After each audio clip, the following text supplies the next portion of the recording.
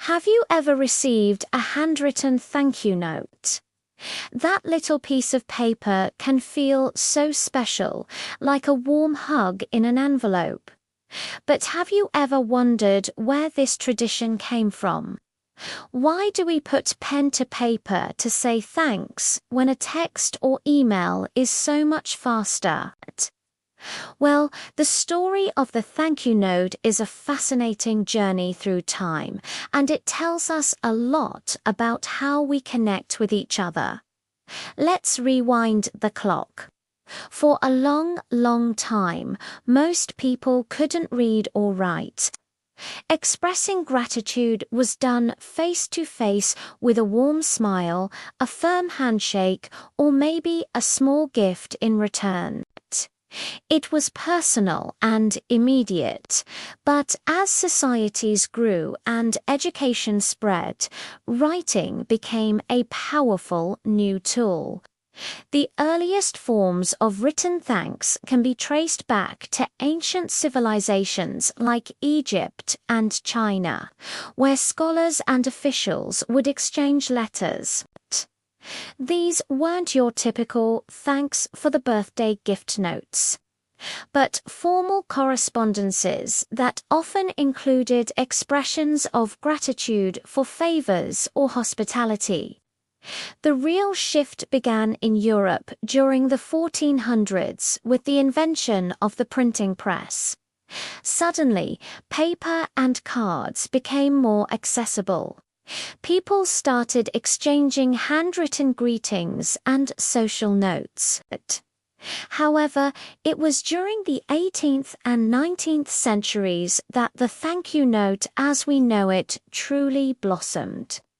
This was the era of etiquette, where social rules became incredibly important, especially for the upper and middle classes. Handwriting itself was seen as an art form and a reflection of a person's character and education.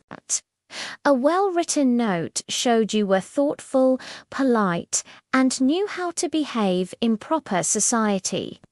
It was during this time that stationery became a huge business. Companies started producing beautiful, personalized note cards and decorative papers. Writing a thank you note became a cherished ritual after receiving a gift or attending a party. Etiquette books, which were the lifestyle blogs of their day, were filled with instructions on the proper way to craft a thank you letter. They detailed everything from what kind of paper to use to how to phrase your gratitude elegantly. It was a sign of respect and appreciation, a way to acknowledge someone's kindness in a tangible, lasting way. Then came the 20th century, bringing with it the telephone and, eventually, the internet. Communication became instant. You could call someone to say thanks, and later send a quick email or a text.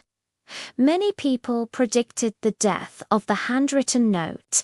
Why bother with a stamp and an envelope when you could send your thanks in seconds? And for a while, it seemed like they might be right. The art of letter writing did decline. But here's the interesting part. In our hyper-digital world, the handwritten thank you note has made a remarkable comeback. Precisely because everything is so fast and fleeting, taking the time to write a note has become even more meaningful. It cuts through the digital noise.